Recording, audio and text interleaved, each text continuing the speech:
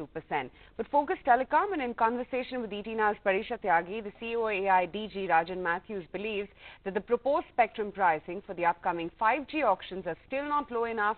When asked if he sees Idea Vodafone indulging into a price war ambush market share, he said that he hopes they stay away from the predatory pricing. One, there is a team under the DOT working on this. What should India position itself in terms of 5G? I think we should wait for some of that to emerge before we determine what is the demand going to be like for which bands of the spectrum. So I think it may be a little premature at this point to say, well, TRAI has given us some pricing. Will it create a demand? We know that 5G will be there, but what bands are the applicable bands is still a little bit in the horizon. So you mean the industry is not ready to go into an auction just yet?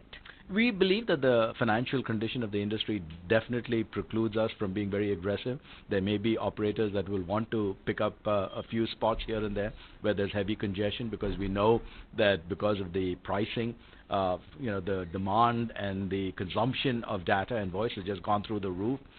So yes, there will be some appetite, but again, we don't believe that it'll be significant.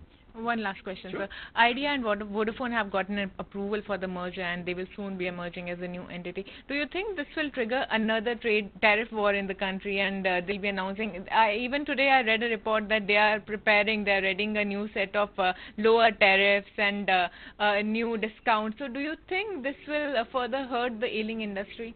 So this is my personal hope, Yes. right? This is not an industry position. I hope not.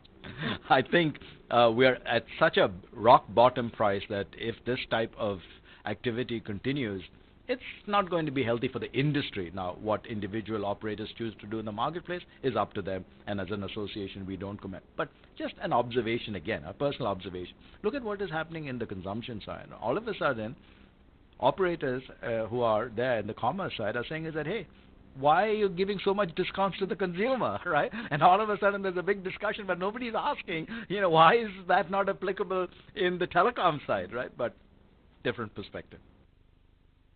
Interglobe aviation, almost 1,000 rupees for interglobe aviation. It came down to 910,